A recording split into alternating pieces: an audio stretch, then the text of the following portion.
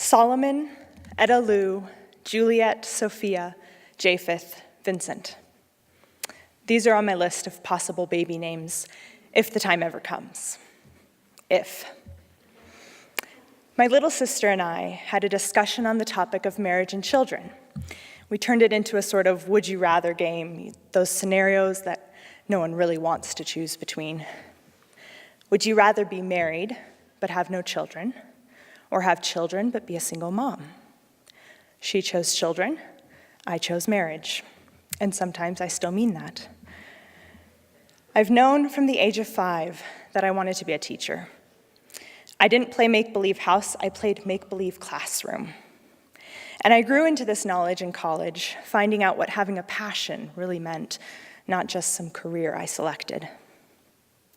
From the moment I stepped into my very own classroom 5 years ago, I cared deeply for these small humans that I got to see every day, heaven willing, from 8 to 3. Quickly realizing that they needed more than math lessons and reading class, I also tried to teach manners and self-respect and social justice, if only just in small ways. And I would often say to my friends, these are my children. I have 24 of them.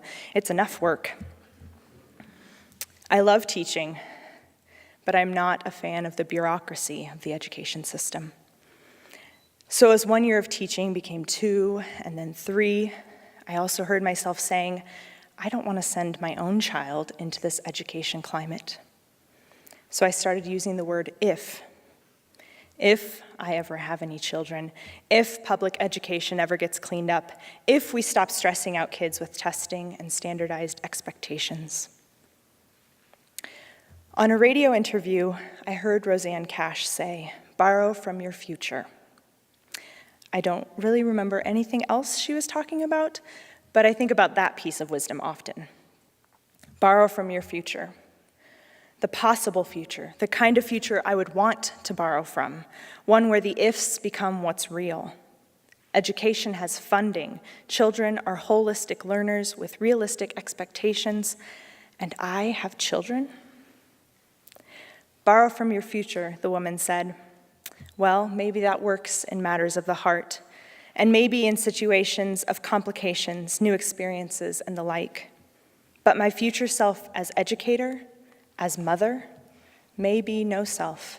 There may be no future when the BOE Pres says, we don't work for you, when the principal walks away instead of coming to the problem. When every day my motto has to be, we'll try a new schedule, rather than consistency and reliability and expectations which produce results. No child of mine will be a part of that issue. Instead of borrowing from, I want to assure the future. Self, I'll say, congratulations. You stuck with a passion that suffered, you took no raises, felt few gains, trudged through practices that harmed, sneaking in ways to help.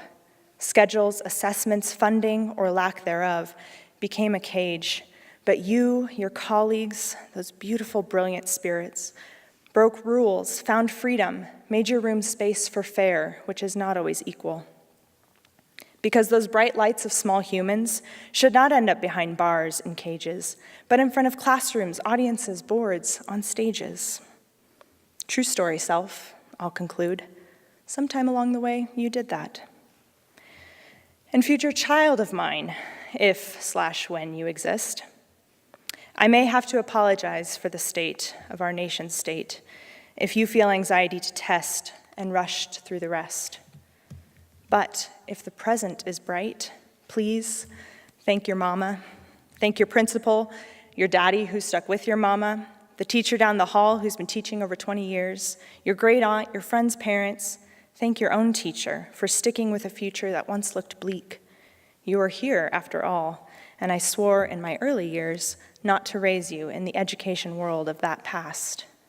You, future child of mine, are glorious, living, lively proof of a healthy present, had been future.